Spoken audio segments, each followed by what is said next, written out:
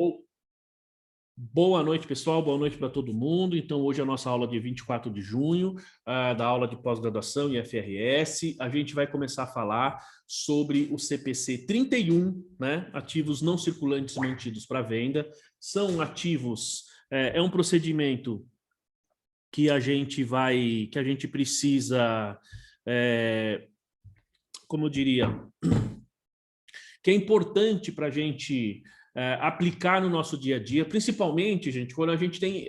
veja, esse CPC, ele muda um pouquinho o procedimento, ou até, digamos assim, ele mostra para a gente um procedimento que deve ser seguido, mas que muita gente acaba não seguindo, não fazendo da maneira correta, tá? Eu vejo assim, outro dia me fizeram uma consulta, perguntaram o seguinte: professor, eu tenho um ativo imobilizado, eu vou vender esse ativo imobilizado. Então, antes de eu vender, no caso era um imóvel, né?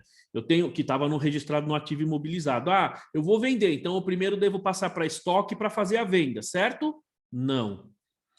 Gente, muito cuidado. Claro que aqui nós vamos tratar da norma, os procedimentos de registro contábil, mas o procedimento fiscal nesses casos é o seguinte: primeiro, para lucro real, a gente tem, vamos falar assim, para as três esferas, né? Então, seja simples, real ou presumido, a gente tem que apurar o lucro dessa operação. Então, a gente tem, digamos assim, o ganho de capital, e cada uma delas tem uma forma diferente de ser considerado, tá? Então, tem que apurar o ganho de capital. Isso se for imobilizado. Então, o fisco, se você tiver lá uma fiscalização, né, pessoal, o que ele vai fazer? Ele vai, e hoje assim, no caso de imóveis, por exemplo, ficaria muito fácil o fisco identificar uma movimentação nesse sentido. Porque imagina, você tem a venda de um imóvel, você vai ter uma transferência de escritura. Então, o cartório lá, quando ele faz a DIMOB, quando ele manda isso, ou quando, sei lá, um corretor, ou alguém que intermediou essa operação, manda isso para a Receita Federal, eles vão saber quando foi feito e como foi vendido. E aí ele vai pegar o seu SPED, certo? E vai ver a sua movimentação no SPED. Aí ele consegue confrontar, além de outras possibilidades de confronto aí. Então, muito cuidado, porque se eu tenho um ativo imobilizado, na hora que eu vou vender, eu apuro ganho de capital. Se eu tenho um imóvel que está no meu estoque para venda, pessoal, é estoque. Automaticamente esse imóvel ele vai gerar, como eu diria, ele vai gerar uma receita operacional, tá? Então, veja que a gente tem tributação diferente para esses dois tipos. Então, tem muita gente que fica aí, muito cuidado, hein, gente? Tem muitas pessoas que ficam aí fazendo planejamento tributário. Ah, eu vou pegar isso aqui, eu vou passar para o estoque para daí vender. Muito cuidado, porque quando você faz esse tipo de operação, você pode, assim, tá correndo um risco de ser autuado. Tem muito empresário que faz isso. Ah, se eu tenho ganho de capital, porque aí vai ver quanto tempo está depreciado, coisa do tipo, ou então é mais fácil eu gerar receita, enfim, muito cuidado com esse tipo de operação. O correto se é imobilizado, vende como imobilizado, tá? Você vai apurar o ganho de capital. Se está no estoque que já está lá para revenda, ele vai entrar na sua receita normal, na receita bruta lá para apurar conforme a venda que você fez, tá bom? Então, tem que tomar um pouco de cuidado com isso aí, tá? Agora, pessoal, quando a gente faz a contabilização desse material, né? Assim, de material não, desse processo, a gente tem assim, como eu disse, várias pessoas querem pegar um imobilizado, e aí essa norma ela não fala só de imobilizado, ela fala de ativo não circulante mantido para venda. Então, nós estamos falando de ativo intangível, nós estamos falando de imobilizado e investimentos, digamos assim, tá? Principalmente propriedade para investimento, tá? Dependendo do investimento, gente, eu não preciso necessariamente fazer esse tipo de operação. Porque, por exemplo, imagina que eu tenho ações de uma companhia, tá? Trata-se de um investimento, aquilo não está no uso, nada, não digamos assim, na verdade eu tenho as ações da outra empresa, eu vou lá e negocio direto, tá? Então não preciso necessariamente, pelo menos no meu entendimento, tá? Vai saber, pode ser que eu esteja errado, mas no meu entendimento que para alguns tipos digamos, de investimento de ativos não circulantes, a gente não precisa necessariamente fazer esse trâmite aqui, porque se eu tenho participação, eu tenho ações, às vezes eu tenho cotas, né? E eu posso vender direto, porque a gente tem o critério da equivalência patrimonial, você tem o critério do custo, que já são critérios e tem normas específicas para esse tipo de investimento. Tá? Então, muitas vezes eu posso fazer a operação direto sem necessariamente fazer esse trâmite com o CPC 21. Agora, se é uma propriedade para investimento, que está lá no investimento, aí nós estamos falando de imóveis e terrenos, se é imobilizado de forma geral e se é intangível, via de regra, a gente usa esse conceito aqui aplicado do CPC 31, tá bom? Pessoal, de vocês aí que estão na aula aqui, né? Então, nós estamos aí hoje, vamos lá, deixa eu ver, com 10 pessoas, tá? Quem já aplicou, quem conhece, quem já viu essa norma, ou quem nunca viu, quem nunca ouviu falar, alguém aí? Já ouvi falar, mas nunca apliquei. É igual o Zeca Pagodinho, Daiane, é isso? Exato. Né? Legal. Então, já ouviu falar, mas não sabe muito bem como aplica. Muito bem. Alguém mais, pessoal? Professor, a gente já falou sobre, mas eu também não cheguei a aplicar. Falei com você até uma vez em uma consulta. Né? Legal. Sim. Tá bom. Então, hoje você vai aprender como que faz, hein? Como é que usa aí. Na Sim. verdade, gente, não é difícil, tá? Na verdade, a gente não tem, assim, digamos, como eu posso falar? Não tem, assim, algo de outro mundo, não tem algo tão complexo, tá? É algo que a gente pode realmente, assim, fazer com uma certa tranquilidade, né? Uma certa facilidade. É possível? Sim, é possível, tá? Ó, a Márcia falou, ó, já ouvi falar, mas não apliquei, tá?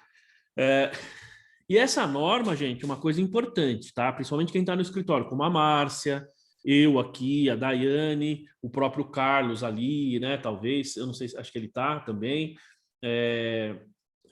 Quem mais ali? Mas mesmo os outros que estão na área contábil ali, né? Às vezes tem a própria Darlene, né? Que está fazendo, ou que está à frente lá da contabilidade, enfim, pode aparecer esse tipo de operação, e vocês vão ver que ela é uma operação relativamente simples, mas a gente precisa tomar alguns cuidados, tá? Então, basicamente, eu poderia dizer para vocês assim, a gente tem a seguinte situação. Primeiro, imagina que eu tenho um ativo imobilizado para vender, tá? Eu sempre vou usar imobilizado, tá, gente? Mas lembrando que isso é para ativos não circulantes, principalmente investimentos lá, imobilizado e intangível. Tá? Então, imagina que eu tenho um imobilizado, eu vou vender esse imobilizado, eu vou colocar ele lá para venda e eu tenho duas situações, tá bom? Até vou dar um exemplo para vocês, gente. Eu estou vendendo aqui no escritório, eu tenho aqui para vender, quem tiver interesse aí. Tenho duas escrivaninhas, tá? São escrivaninhas simples, mas são boas, elas estão boas. Uma de 1,10 m, eu acho, a outra de 1,40 m, se eu não me engano. 1,50 m, acho que é 1,40 m. E tem uma mesa de reunião de 1 metro, acho que 1,80 m por 90 m, tá? Com 4 cadeiras também. Tenho aí um armário gaveta aqui, vai a propaganda, né? Tenho também aqui... Então, tá vendo? Ó, o que a Darlene tá falando, assim, tem venda de imobilizado totalmente depreciado, mas não estudei sobre o CPC 31. Então, isso é importante, tá? Então, vocês vão ver, né? Então, por exemplo, esses móveis que eu tenho aqui, que eu estou fazendo aí a propaganda, se alguém tiver interesse aí, veja só, eles estão fora de operação. Eu já tirei eles de operação. Então, eles estão aqui no escritório, mas eles estão prontos para venda, sim. Embora eu tenha a intenção, eu ainda não divulguei, ainda não coloquei, porque eu vou colocar na OLX, mas, sendo bem sincero, ainda não consegui fazer, tá? Ainda estou fazendo uma pesquisa de preço para ter uma média de preço, ainda não consegui fazer. Bom, qual é a importância disso? Este exemplo que eu estou dando para vocês, estou dando um exemplo pessoal aqui, este exemplo, gente, eu simplesmente tirei esses ativos de operação, tá? Então, quando você tem um ativo imobilizado que você vai vender, ou um investimento, ou um ativo intangível que você vai vender, eu tenho duas situações. Este primeiro exemplo que está aqui, como eu falei para vocês, eu tirei de operação. Eles estão encostados aqui, já estão desmontados, inclusive, para que a gente possa, para quem quiser vir aqui, coloca no carro e leva, tá bom? Estão fora de operação já. Agora, a gente tem determinados ativos que a gente coloca à venda e muitas vezes, pela própria característica desses ativos, eles continuam em operação. Tá? É igual quando você tem aí um carro e você põe o carro para venda. Você tem duas situações. Ou eu pego o carro, coloco numa concessionária e deixo ele lá para venda, ou numa concessionária, ou numa revenda, numa loja de veículos, ou o que eu faço? Eu pego esse veículo, continuo utilizando com aquela plaquinha de vende-se. Tá? Vocês já viram isso? Acabei de ver, inclusive, no UOL aqui, né? Achei até engraçado. O cidadão vendeu um carro, e aí, quer ver, ó? Vendeu o carro, foi dar uma volta de despedida com o carro, destruiu o carro, né? Ó, passei de despedida, dono destrói carro que havia vendido por R$253 mil, tá? Então, vendeu o carro, foi dar a voltinha de despedida, bateu o carro, destruiu o carro, R$250 mil, tá? Então, esse é um risco. Então, muita gente, para não correr esse tipo de risco, faz o quê? Ah, coloca ele lá numa loja de revenda de carro e deixa ele lá parado, ou mesmo na sua garagem, tá? Você deixa ele na sua garagem. Muito bem, então veja que aí, gente, nós temos duas situações. Primeira delas, e é basicamente, assim, isso aqui eu falando assim, é um overview da norma, tá? Primeira delas, eu tenho o ativo, decidi vender o ativo, tá? E continuo utilizando. Então, ele continua sendo classificado aí como imobilizado, como ativo intangível ou como propriedade para investimento, por exemplo. Tá? Por quê? Porque ele ainda continua gerando benefício pelo uso. Agora, eu peguei esses ativos, como eu fiz aqui, ou como muita gente faz aí quando vai vender o carro, uma moto, um imóvel talvez, né? Porque aí tem gente morando, tem gente que fala assim, não, venceu o contrato, a gente não renova o contrato, deixa o imóvel parado, simplesmente para venda. Tá? Veja, então nesses casos, pessoal, nós se atendermos aos requisitos aí que a gente vai falar do CPC 31, então ele sai desse grupo original. Vamos pensar no veículo, ele é imobilizado, ele sai do imobilizado e vai ser classificado como ativos não circulantes mantidos para venda. Tá? E aí muda, gente, o critério de mensuração desse ativo. Basicamente é isso que essa norma fala. Você está no imobilizado, você parou de usar, você tem que atender alguns requisitos que a gente vai ver, não é? Na verdade, os requisitos que o CPC trata, a empresa tem que atender todos eles. Você atendeu todos? Perfeito. Então, você reclassifica para ativo não circulante mantido para venda. Nós vamos ver que ele passa a ser mensurado pelo valor justo e tem prazo para manter isso lá. Tá? Prazo, na verdade, de 1 ano. Enfim, então, ao fazer isso, veja que ele deixa de ser imobilizado e faz todo sentido, porque se você não vai mais gerar benefício por meio do uso, você só vai gerar benefício por meio da venda, então não tem sentido deixar lá ele como imobilizado, ou até como intangível, ou até como propriedade para investimento, tá? Ou dependendo do caso, como investimento mesmo. Porque eu estou falando, usando o termo mais propriedade para investimento, gente, mas eu posso ter um quadro, que aí não é propriedade para investimento, é investimento. Eu posso ter uma obra de arte que eu decidi vender, tá? Então, no momento que eu decido vender, eu tiro ela contabilmente do meu grupo de investimento e passo para ativos não circulantes mantidos para venda, tá bom? Então, gente, essa é digamos assim, o conceito básico desta norma. Então, isso desmistifica um pouco. Se a gente atender direitinho o que diz esta norma, a gente não vai ficar com aquela coisa de eu vou pegar esse ativo, vou passar ele para o estoque para daí vender. Não. Aquilo que está no seu estoque, nós já falamos aqui do CPC 16. Estoque são os ativos que você tem já, desde que você adquire a finalidade de revenda no curso, né, ou no decurso normal das suas atividades. Então, você compra um produto para revender, faz parte do seu negócio. Agora, quando você compra um bem que você usa e aí você decide vender, eu não posso e não devo classificar ele como estoque para daí fazer a venda, tá? Pessoal, primeira pergunta que eu faço a vocês. Entenderam aí basicamente como é que funciona essa norma? Então, o Carlos e a Fabiana que vão prestar o exame de suficiência, só para vocês saberem, pessoal, a Márcia, que está aqui com a gente, ela fez o curso do exame comigo, né, Márcia? E passou no exame, né, com a graça de Deus, e está aqui fazendo o curso com a gente, né? Bom, então só para vocês saberem. Acho que o Alex também, né, Alex? Lá, mas você já faz um tempinho mais, né? Bom, então... Foi em 2016. 2016, né? Exato, faz tempinho. Olha só, então, principalmente para vocês dois que vão prestar o exame agora no domingo, a Daiane também, né, Daiane? Ah, legal, verdade, é verdade, a Daiane também fez. E também passou, né, Daiane? Sim, passei. Que bom. Então, Carlos e Fabiana, vejam só, vocês que vão fazer a prova no domingo agora, então esses conceitos ajudam bastante, tá? Porque a gente tem efetivamente questões que já caíram sobre esse tema, só para vocês saberem. Muito bem. Agora, pessoal, alguém de vocês já fez essa classificação do tipo, tem um ativo imobilizado, reclassifica para estoque para daí fazer a venda? Alguém já fez isso? Não? Não, a Darlene falou que não, a Daiane não. Quem mais aí? Nunca fizeram? A Daiane nunca fez, hein? Aí sim. Mas tem alguns aí que fazem, hein?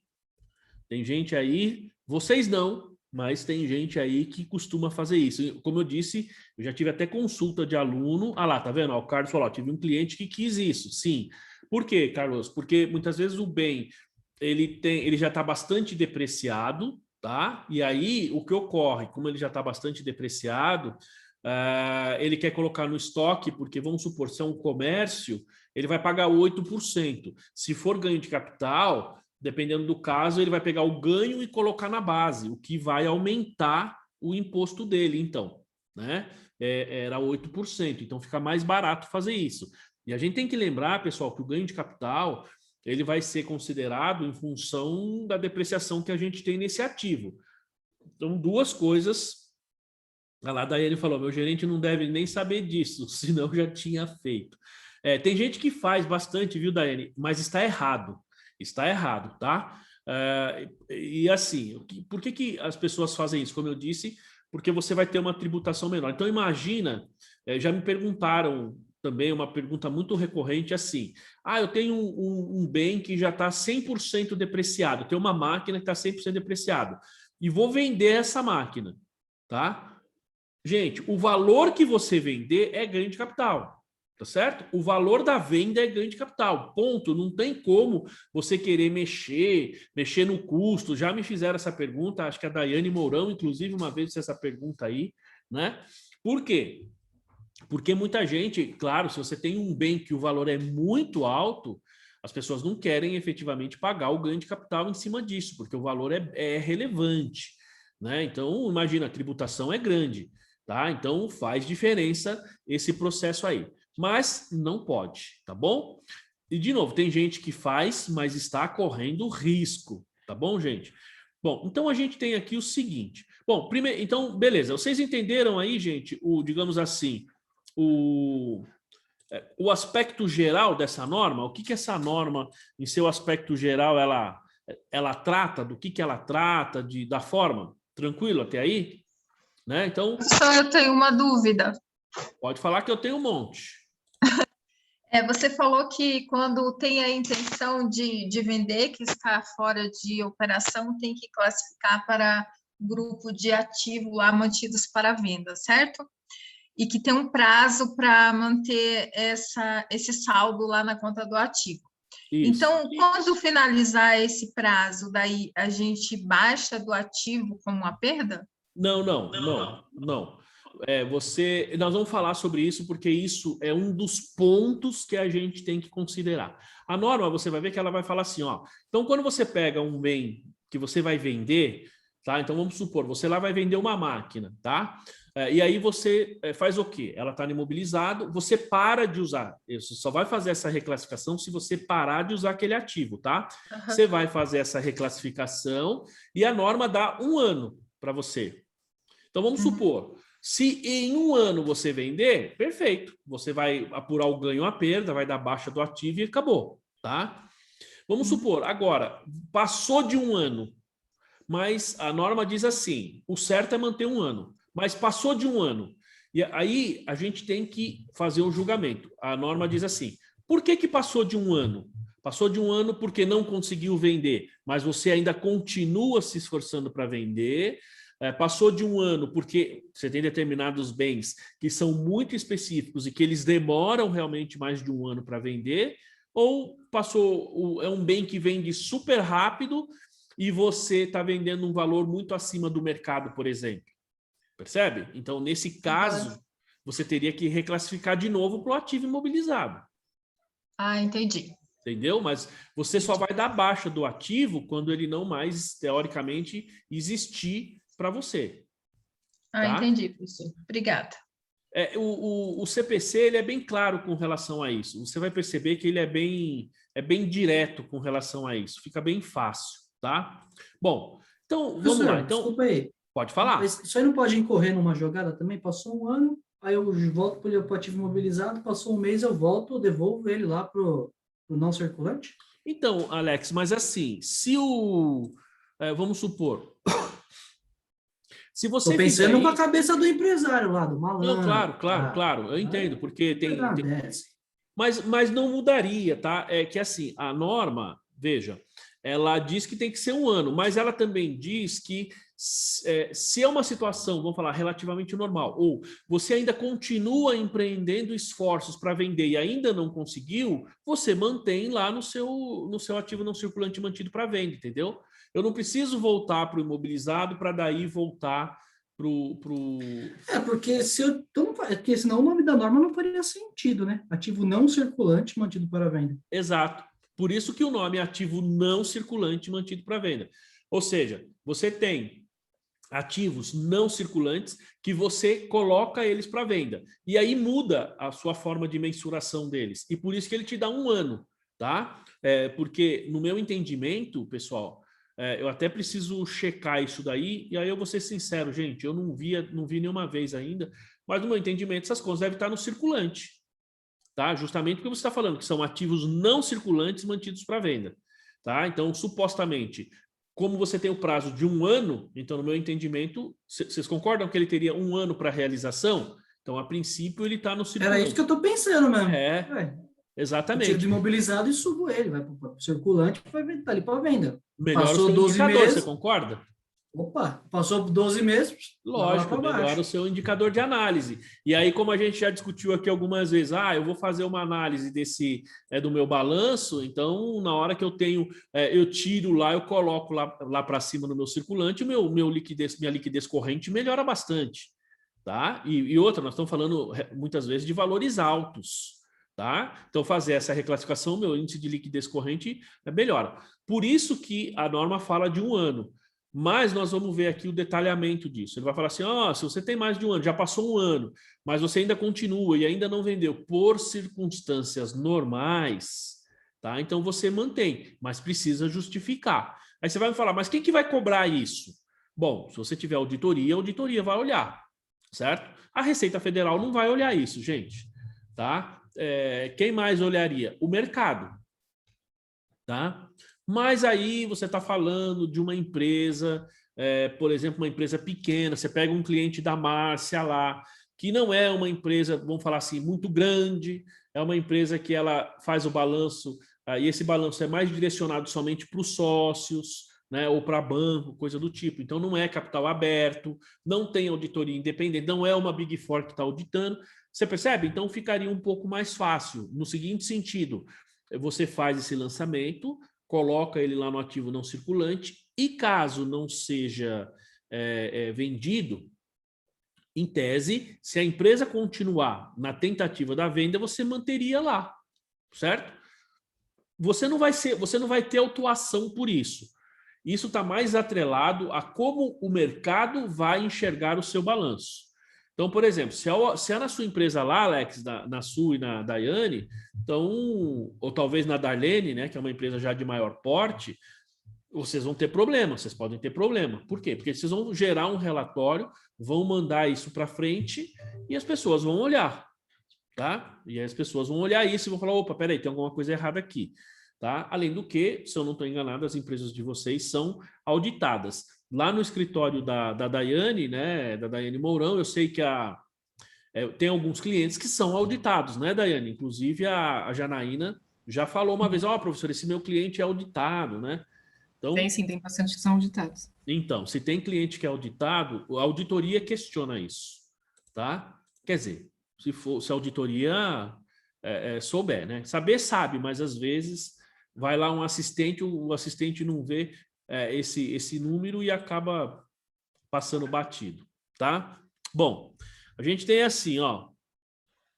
Bom, então qual que é o objetivo aqui da norma? O objetivo desse CPC, então, é estabelecer a contabilização de ativos não circulantes mantidos para venda, tá vendo? Colocados à venda.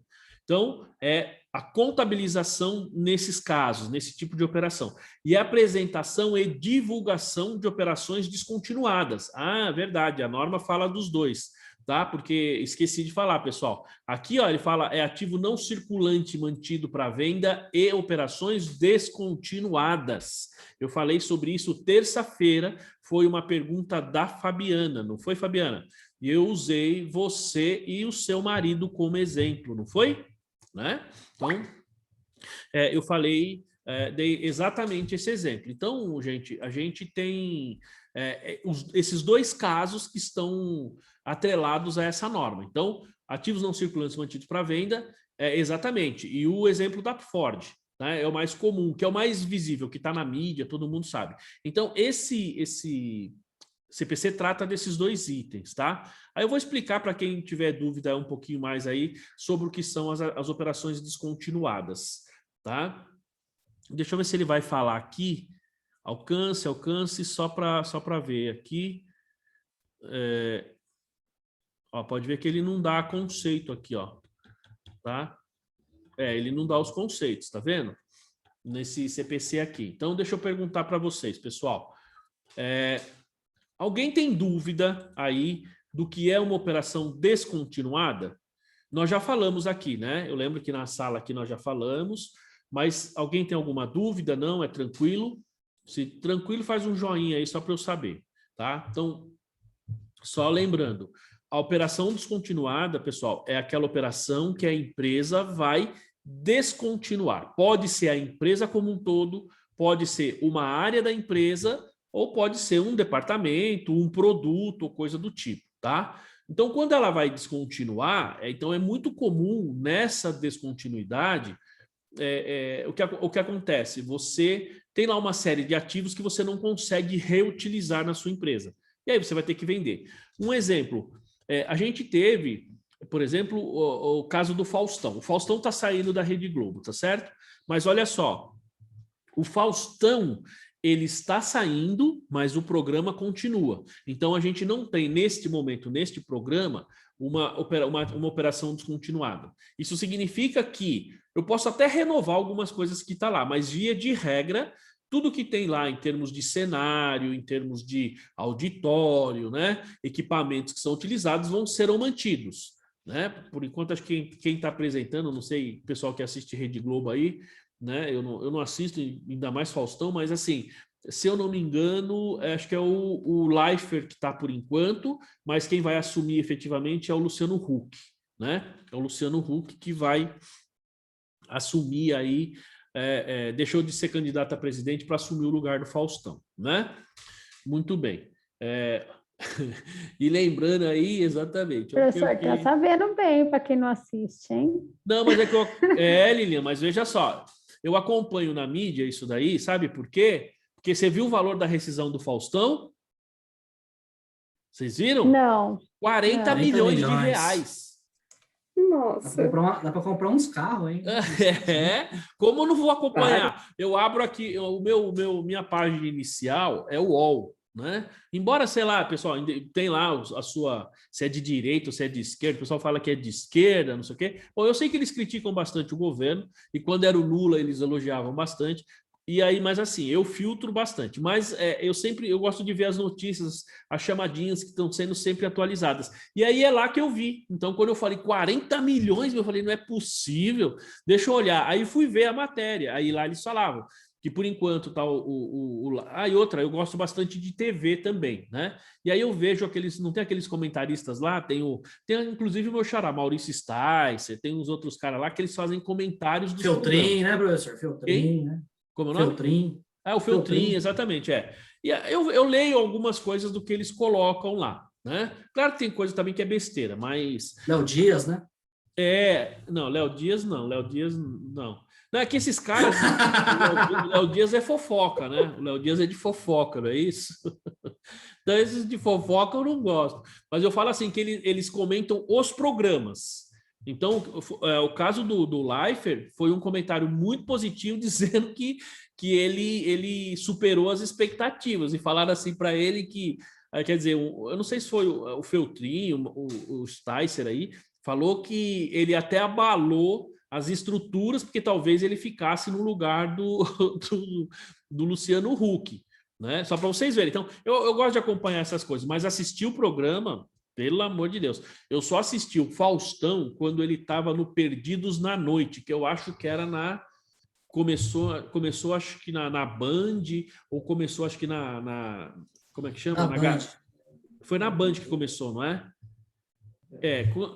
Nessa época eu assisti, eu gostava, mas depois não dá para assistir, né?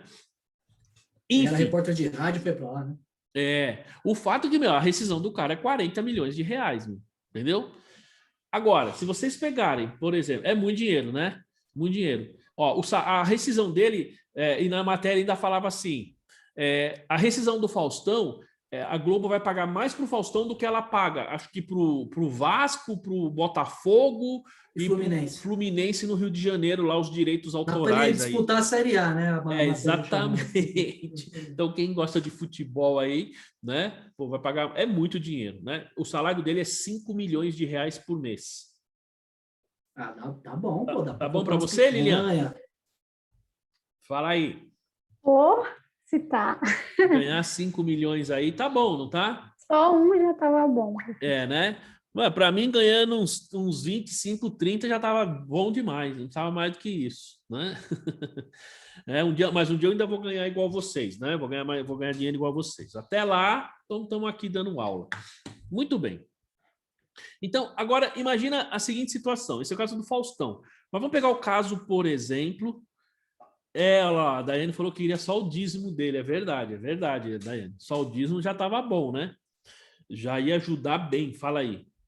Agora vamos pensar no caso quando acabou o programa do como é que chama? Do Jô Soares. Faz tempo, né? Mas quando acabou o programa do Jô, ali a Globo tinha uma operação descontinuada. Por quê? Acaba o programa, então você tem o cenário, parte daquele cenário não vai servir para outro programa, tá?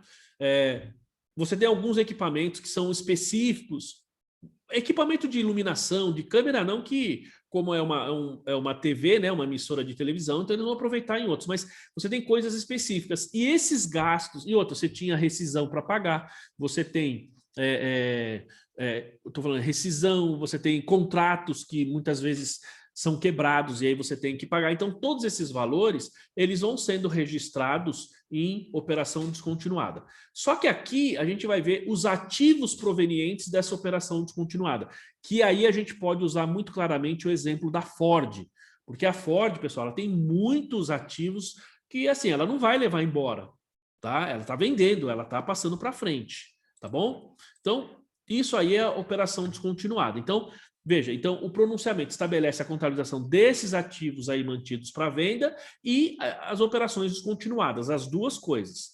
Em particular, o pronunciamento exige que os ativos que satisfazem aos critérios de classificação como mantidos para venda sejam, primeiro, olha só, mensurados entre o menor valor, entre o seu valor contábil, gente, até então registrado, e o valor justo menos as despesas de vendas, e que a depreciação e amortização desses ativos, tá? Então, o que a gente vai fazer?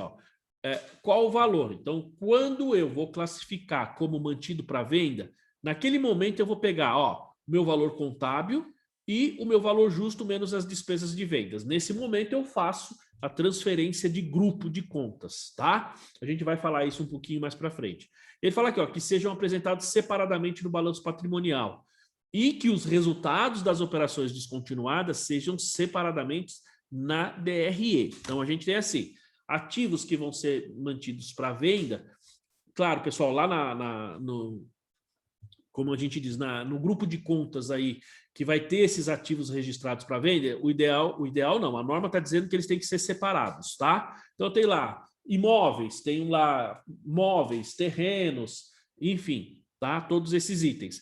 E outra, e separar ativos não circulantes mantidos para venda e operação descontinuada. Então, fazer essas duas separações, dos grupos e os itens dentro dos grupos conforme a sua natureza. Então, isso precisa ser feito. Quando a gente fala da operação descontinuada, então o resultado dessa operação descontinuada também fica separado lá na DRE. Se vocês lembrarem, a gente já falou de DRE, no último grupo lá, antes do lucro líquido, tem essas operações descontinuadas, tá? Agora, gente, uma coisa importante, hein? Aqui nós estamos falando de um procedimento contábil. Agora, se nós fôssemos pensar do ponto de vista fiscal, o que nós teríamos? Nós teríamos assim, ó, eu estou vendendo aí um ativo imobilizado e ele vai me gerar um ganho de capital. Perfeito. Ou ele é disponível para venda ou ele é uma operação descontinuada. Independentemente disso, para a Receita Federal, você está vendendo um ativo imobilizado. Tá? Então, embora, veja só, eu esteja classificando ele em linhas separadas na DRE, para fins de tributação, eu preciso fazer uma apuração diferente. Vamos lá, deixa eu dar um outro exemplo para vocês. Fugindo um pouco dessa norma, mas pensando na classificação no DRE. Imagina que você tem a Ford. Então, a Ford tinha veículos, ela falou, ó, vamos sair do Brasil. Pronto, divulgou, todo mundo já sabe. Uma vez feito isso, dali para frente é operação descontinuada, certo? Por quê? Divulgou, todo mundo já sabe. Então, dali para frente, operação descontinuada. Então, todas as receitas e despesas dali para frente é operação, pelo menos no meu entendimento, deveria ser operação descontinuada. Então, mas a Ford está vendendo veículos ainda. Tá? Veículos que ela já tinha produzido, tal. Está dentro do estoque dela. Então, quando ela tiver essa receita dentro da DRE, no meu entendimento, deveria ir lá embaixo na linha de operação descontinuada, porque ela está numa operação descontinuada, e aí nós estamos falando da empresa como um todo. Então, no meu entendimento, tá, gente? Se é a empresa como um todo que está em operação descontinuada, qualquer resultado dali para frente vai entrar naquele grupo lá embaixo na DRE, operação descontinuada, tá certo? Agora, a tributação deveria ser como se fosse uma receita bruta, como se fosse, porque não deixa de ser, tá? Só que nós temos uma norma que pede para fazer uma classificação diferente na DRE, mas ele não perde a condição de tributação dele. Tá claro isso aí, pessoal? Para que a gente não faça confusão entre... O fiscal só muda a linha, então, que ele vai olhar. Basicamente, em termos de tributação... Vai ter que olhar para mais uma linha, nesse caso específico, vai ter que olhar para mais uma linha. Lá exatamente, só isso. Para fins de demonstração, mas para fins de tributação, Alex, eu entendo que não muda nada, entendeu? Então, se eu tenho lá, por exemplo, vou pagar uma indenização para os funcionários que eu estou mandando embora, tá? Eu tenho que pagar a rescisão de todo mundo. Essas despesas, elas são operação descontinuada, tá? Mas isso não quer dizer que você não vai pagar INSS, que você não vai pagar fundo de garantia, tudo isso, entendeu? Então, ela vai entrar numa linha separada. Agora, o mais importante disso, gente, é a forma e o porquê disso, tá? Por que a gente tem essa operação descontinuada? Pelo seguinte, porque quando se essa empresa for fechada, vamos supor, e ela é uma empresa única, digamos assim, né? Então, na hora que eu apresentar a minha DRE para o mercado, imagina, você vai ter uma linha lá em cima, receita bruta, custo, tudo zerado. E lá embaixo você vai ter o resultado de operação descontinuada, vai estar tudo ali.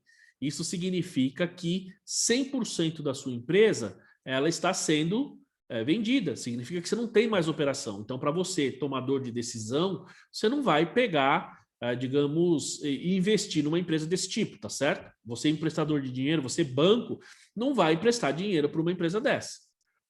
Agora, vamos imaginar o caso da Ford. Tem que lembrar que ela vai fechar as operações aqui, mas a Ford não deixa de existir. Então, os números que ele apura aqui no Brasil vão para os Estados Unidos, eles vão ser consolidados lá. Tá? Então, o investidor da Ford nos Estados Unidos, ele vai olhar assim, ó, aqui você tem todos os investimentos e aqui embaixo você tem o resultado da descontinuidade no Brasil. Por quê? Porque ele vai ter esse resultado no ano de 2021, talvez uma parte em 2022, mas não é algo que você vai ter para 2023. Então, imagina, o lucro líquido da Ford nos Estados Unidos, ele pode ser afetado positiva ou negativamente, mas o investidor sabe que, muitas vezes pelo resultado final, uma boa parte desse efeito positivo ou negativo é pontual, é neste momento, tá? É neste ano, no máximo ano que vem, tá bom? Por isso que tem que ter essa classificação separada aí. Pessoal, deixa eu só perguntar, nós começamos às 7, das 7 às 8.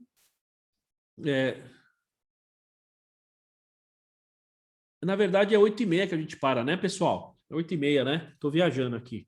Tô pensando que é 8, mas não, é 8h30. Então, vamos lá. Continuando. Ó, então, bom. Então, os requisitos de classificação e de apresentação aplicam-se a todos os ativos não circulantes reconhecidos e a todos os grupos mantidos para a venda da entidade. Tá? Ó, os requisitos de mensuração desse pronunciamento aplicam-se a todos os ativos não circulantes reconhecidos e aos grupos de ativos mantidos para venda.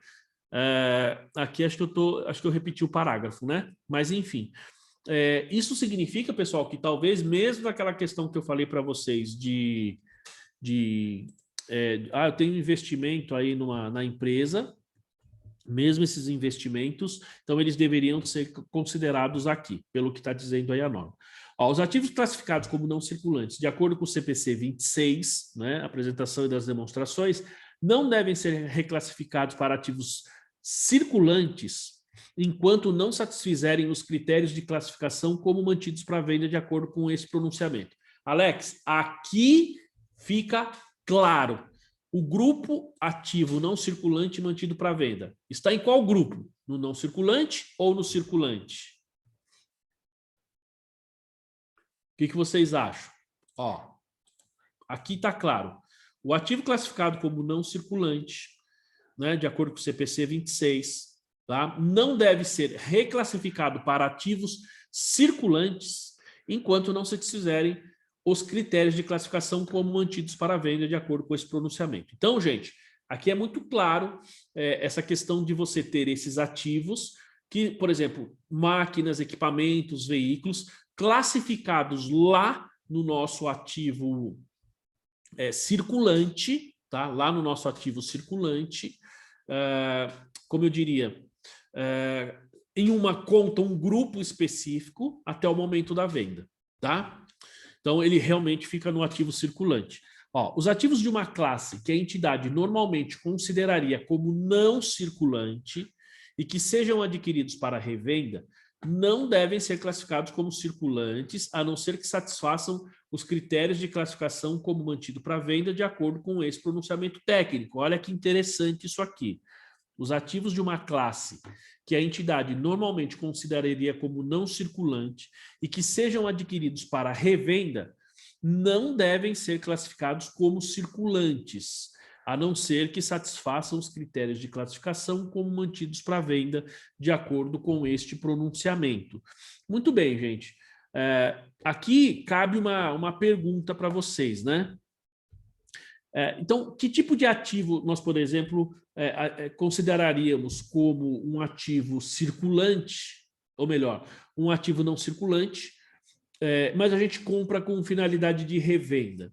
Bom, eu posso ter aí mas veja que ele fala que não deve ser classificado como circulante, tá? Então, por exemplo, a gente compra aí um veículo que vai ser vendido dali 6 meses. Eu já usei esse exemplo algumas vezes, tá? Ou você compra um imóvel para venda, você já compra para venda.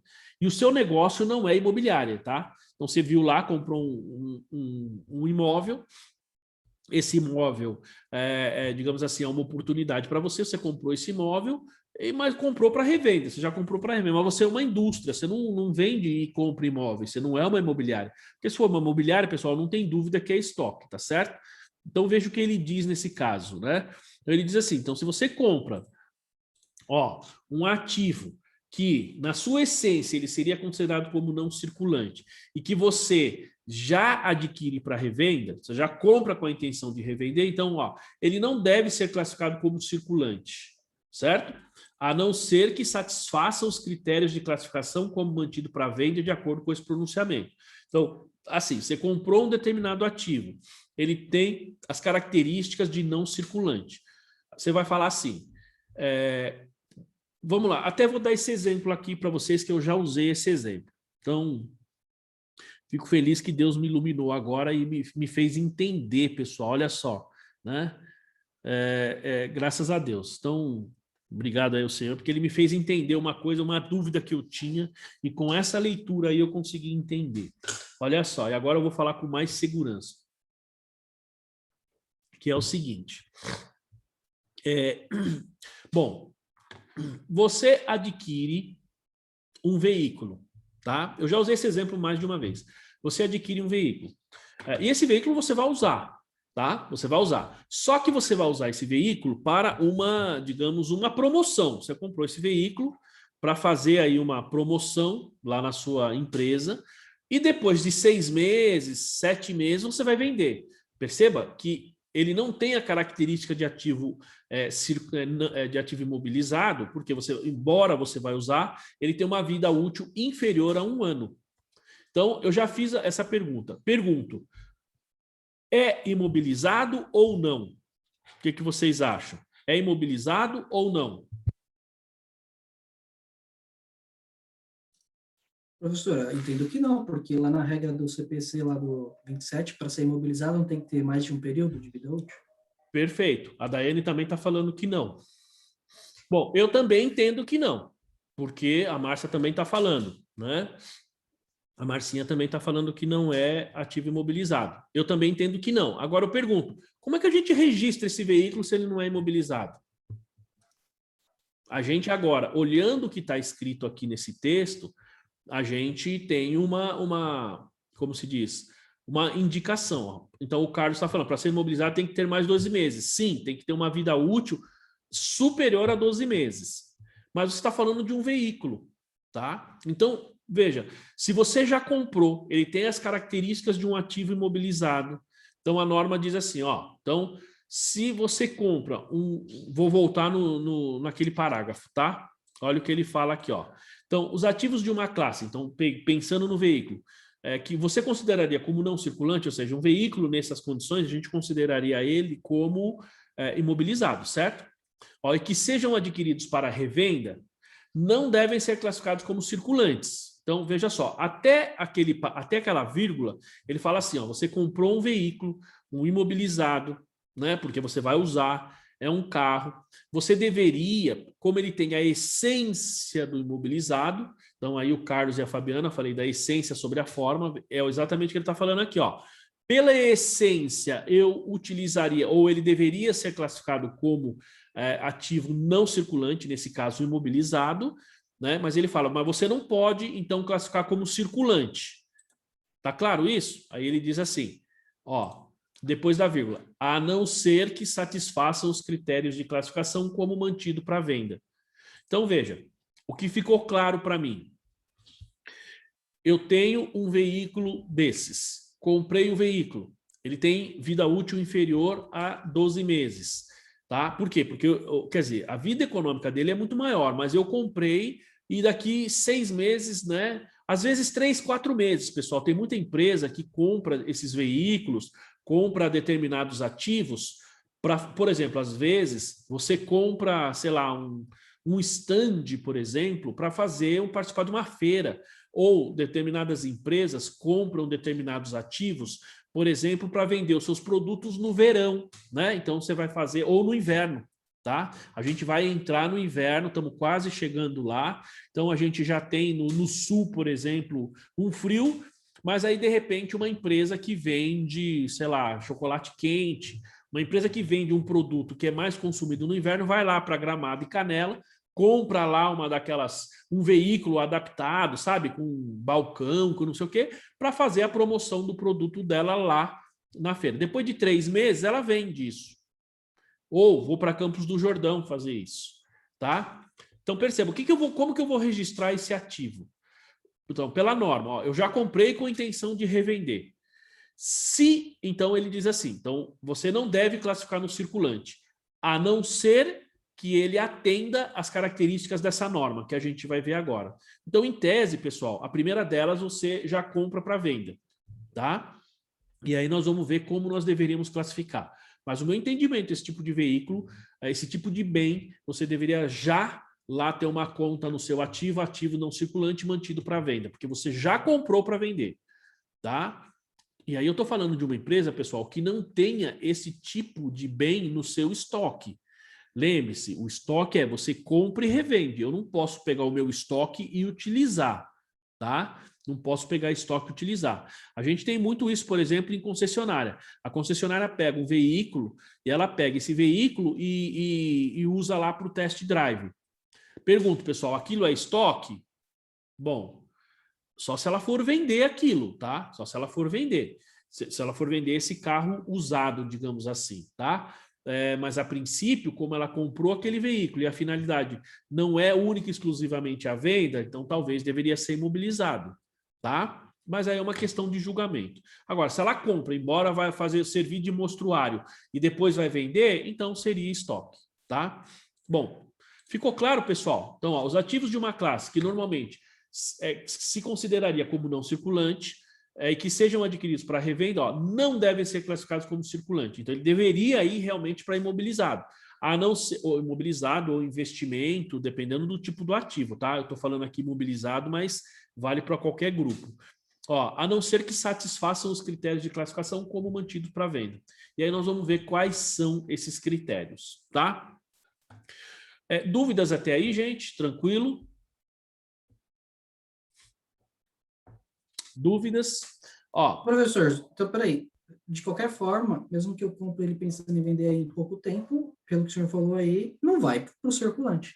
Ele vai... Não. Então, se ele atender os requisitos dessa norma, ele vai para o circulante, ele fica no circulante. Entendeu? Vou voltar no parágrafo aqui que ele fala, ó. Ele fala assim, ó. Os ativos da entidade, que normalmente ela consideraria como não circulante e que sejam adquiridos para revenda, não devem ser classificados como circulante. Então, a princípio, não deveria. Ele fala, a não ser que satisfaçam os critérios de classificação como mantidos para venda de acordo com este pronunciamento.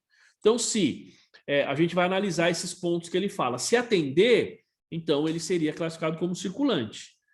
Eu vou ser sincero com você, Alex. Esse exemplo do veículo, eu entendo que dentro da maior parte das características, eu acho que ele atende.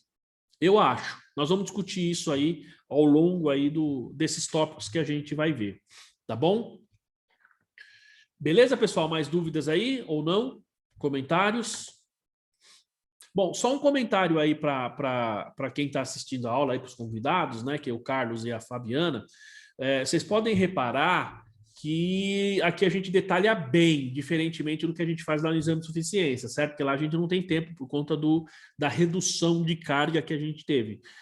Então a gente reduz aqui, detalha um pouco mais, até porque este tópico aqui, ele está programado para ter 2 aulas, então a gente consegue falar bastante, entrar bastante no detalhe, discutir, tá? Muito bem, só esse comentário aí. Ó, então, vamos lá. Ó, então, por vezes, a entidade coloca à venda um grupo de ativos, possivelmente com alguns passivos diretamente associados, em conjunto numa única transação. Então, você está vendendo um ativo que está financiado, tá? Ou você está vendendo aí um ativo que tem dívida nesse passivo, tá? Pensando num veículo, você pode ter uma parte do financiamento, ou você pode ter dívida de impostos, tá? Ou, pessoal, você pode comprar... eu comprei um imóvel aí, não sei se vocês lembram aí, quem lembra, fala, tô trocando de imóvel lá na praia, né, em Long Beach, né? Tem um apartamento lá em Long Beach, um apartamentozinho pequeno. E quando eu fiz a operação, para mim foi vantajoso, por quê? Porque eu tinha essa situação. O cara vendeu por um determinado valor, já estava um pouco abaixo, não dava nem para falar que era valor justo, porque o cara tinha uma situação urgente, tá? Então, olhando do nosso ponto de vista contábil, eu não posso falar que foi valor justo, tá? Porque o cara tinha que fazer a quitação do apartamento dele aqui na praia e tinha uma data para isso. Se passasse aquela data, ele não ia mais vender. E aí eu vendi, dei uma parte do dinheiro, mas tinha uma dívida atrelada a esse ativo. Então, ou seja, tinha dívida de IPTU. E eu falei assim, ó, eu te dou parte do dinheiro e assumo a dívida, tá bom? Fechou, fechou. Então, é exatamente esse ponto. Eu posso vender um ativo e esse ativo ter parte dele ainda financiado. Posso ter dívidas de impostos relacionadas a esse ativo. Eu posso ter dívidas aí de manutenção, muitas vezes, de terceiros que prestaram serviços. Então, são dívidas que estão atreladas, basicamente, a esses ativos, tá? Então, um grupo de ativos mantido para venda não pode ser um grupo de unidade geradora de caixa, uma única unidade geradora de caixa ou parte de uma unidade geradora de caixa, gente. Então, nós já falamos do que é uma unidade mínima geradora de caixa. Então, quando eu estou fazendo uma venda ou colocando esse ativo ou grupo de ativos, eu posso estar falando, estou vendendo uma máquina, eu posso vender a minha linha de produção inteira, ou posso vender uma unidade inteira. Então, posso vender um ativo, vários ou todos, tá? Então, a gente pode fazer esse tipo de operação, tá? Então, se um ativo não circulante, então, dentro dos requisitos aqui de mensuração deste CPC, fizer parte do grupo de ativo mantido para venda, os requisitos de mensuração aplicam-se ao grupo de ativos como um todo. Então, vamos lá, gente. Se eu tenho alguns ativos, tá? Eu estou vendendo, eu tenho, sei lá, um grupo de ativos, e dentro desse grupo de ativos eu tenho 10 ativos, tá? 5 deles, eles atendem essa característica desse CPC, desse ativo não circulante mantido para venda, e os outros 5 não atendem essa característica específica. Mas, por se tratar da venda em conjunto e da minha classificação de ativo circulante mantido para venda, ativo não circulante mantido para venda, então eu vou aplicar o critério de mensuração, que aí nós vamos ver aí que ele vai falar que é o valor justo, para todos os ativos. Eu não vou pegar uns e manter custo, né, depreciação e outros valor justo. Não, eu vou usar o mesmo critério para todos eles, tá? Então, se um ativo dentro do alcance fizer parte de um grupo de ativos que é mantido para venda, então os requisitos de mensuração aí do CPC 31 aplica-se ao grupo como um todo. Não posso tratar ativos, esse aqui trata de um jeito, esse aqui trata de outro jeito. Não, isso não pode ser feito, tá? E aqui ele fala, então as regras de mensuração não se aplicam aos ativos listados a seguir. Então, veja, nós estamos falando de alcance. Até aqui nós estávamos falando de alcance também, né? Mas aqui ele dá, digamos, aquilo que está excluído, né? Vamos falar assim, desse CPC. Então, não se aplica aos ativos listados a seguir, os quais são abrangidos pelos pronunciamentos indicados, seja como ativos individuais, como parte de grupos de ativos mantidos para venda. Ou seja, imposto de renda diferido ativo. Por quê? Aqui, gente, nesse imposto de renda diferido, ele está classificado no realizável a longo prazo. Ele é um ativo não circulante, tá? Então, só que esse ativo não circulante é um direito que eu vou utilizar, não é um direito que eu possa vender ou que eu possa negociar, tá? Claro que tem determinados ativos desse tipo que a gente até pode negociar, mas não esse tipo de imposto aqui que está classificado lá no CPC 32, tá? Para alguns aí do grupo a gente já viu isso e para outros nós vamos ver mais para frente, tá? Outra coisa, ativos provenientes de benefícios a empregados. Então, se vocês lembrarem, pessoal, olha só, e esse terceiro item aqui, principalmente o Carlos e a Fabiana, vocês vão lembrar que na terça-feira eu mostrei para vocês o plano de contas lá. Lembra que eu mostrei aquele anexo do exame de suficiência? Então, lá naquele anexo tinha esses grupos de contas aí, lá no não circulante, tá? Que eram exatamente esses pontos aqui, ó. imposto de renda diferido, CPC 32, ativo proveniente de benefícios a empregados e ativos financeiros no alcance do CPC 48, instrumentos financeiros. Né? Deixa eu ver, ele vai falar de outros aqui, mas vamos falar especificamente desses primeiro. Então, esse ativo aqui de imposto de renda diferido, nós estamos falando de contribuição social e imposto de renda. Aqui é um procedimento para atender o princípio da competência. A gente classifica ele no ativo circulante ou no passivo circulante, depende se no futuro você vai pagar ou receber, mas aqui nós estamos tratando de ativo, tá certo, pessoal? Aqui ele fala ativos não circulantes, então aqui não entra evidentemente passivo, tá? A não ser que o passivo esteja atrelado a um ativo desse, como a gente viu no parágrafo anterior. Bom, mas esses ativos aqui, esse imposto de renda e essa contribuição social, eu não posso negociar, eu não posso colocá-los à venda, tá? Então, ele não esse CPC não alcança. Outra coisa, ativos provenientes de benefícios a empregado. Então, são ativos que, quando ele tem aposentadoria, ele vai pagar isso lá no longo prazo, tá? Ele vai pagar isso para esse funcionário lá quando esse cara for se aposentar. Então, isso vai estar muitas vezes recuperar, já que nós estamos falando de ativo, muitas vezes eu vou recuperar esses recursos lá na frente. Uma vez feito isso, pessoal, isso aqui eu também não posso negociar, também não posso vender, tá?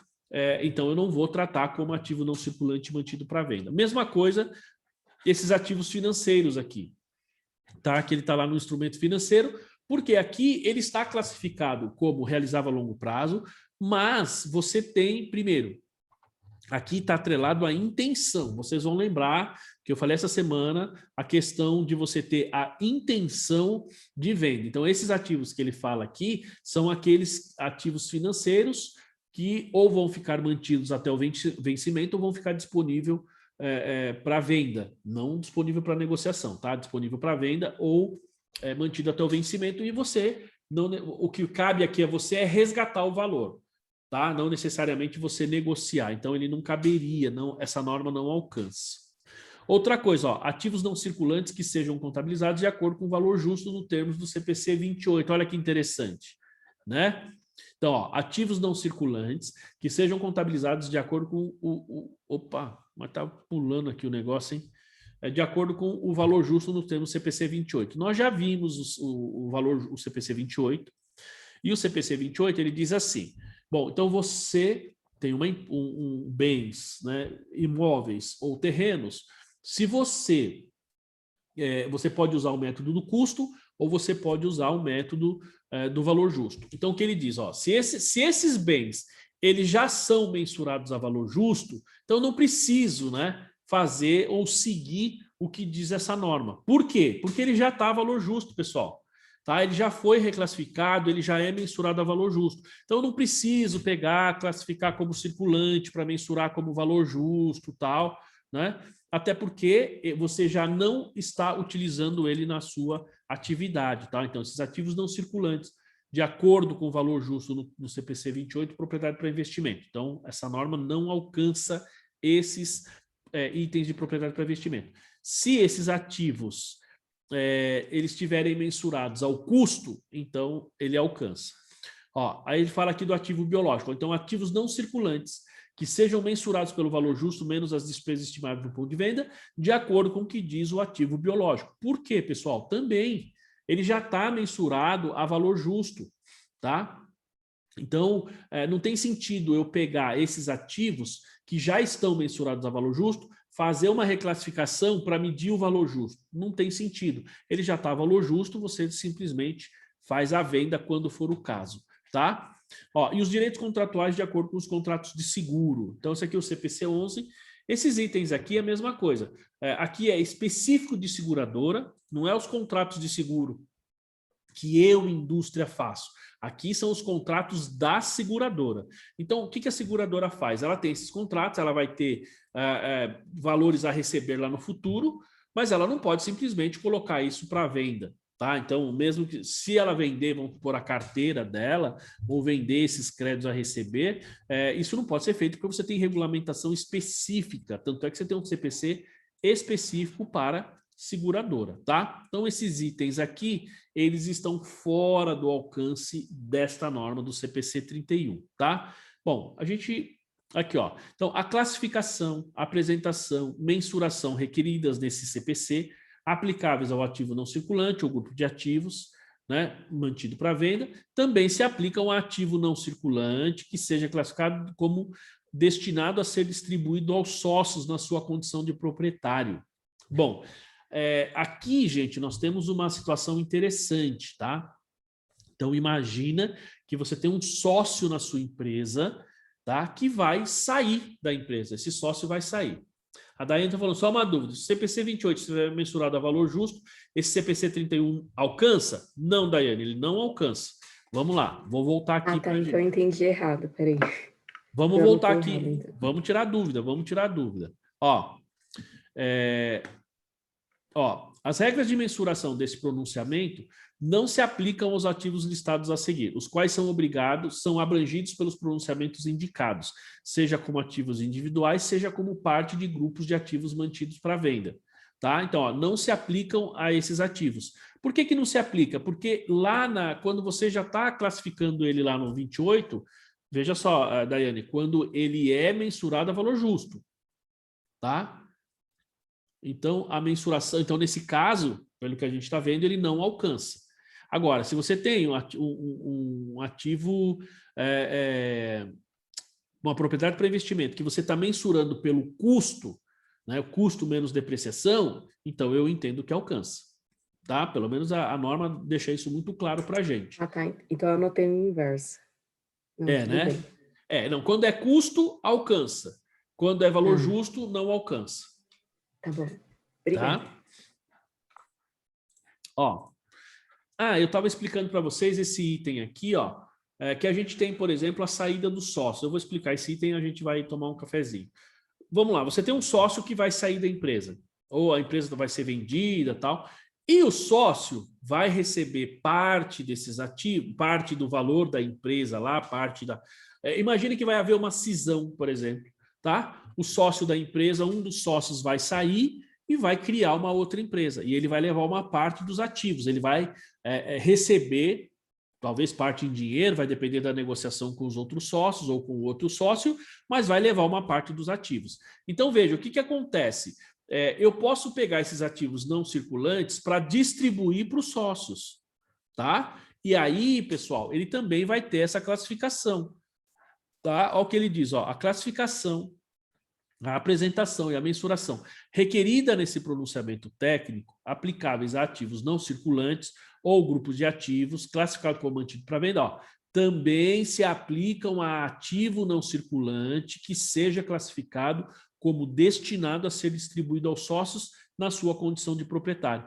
Aqui, gente, eu posso, se eu estiver enganado, nós vamos ver mais para frente, mas eu posso pensar na saída do sócio, ele vai receber parte do valor dele com os bens, ou, vamos distribuir lucro, tá? A empresa não tem dinheiro, então vamos distribuir uma máquina aí para cada um, tá bom? Então também cairia, essa norma também atenderia esse critério, tá?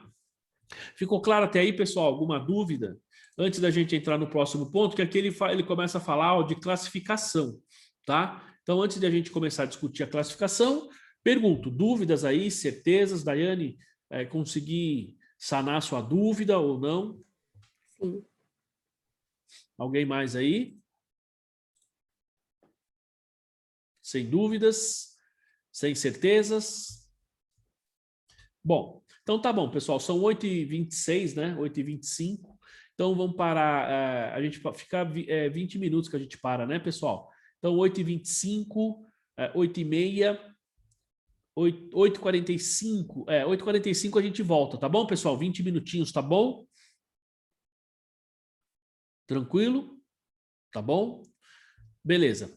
Pessoal, então é assim, ó, como a aula tá gravando, para o tempo não ficar extenso, eu vou sair da sala, vou fechar o link e aí a gente volta no mesmo link, tá bom? Principalmente para o Carlos aí e para a Fabiana, vocês podem clicar no mesmo link que às 8h45 vai estar disponível aí para a gente de novo, tá bom, pessoal?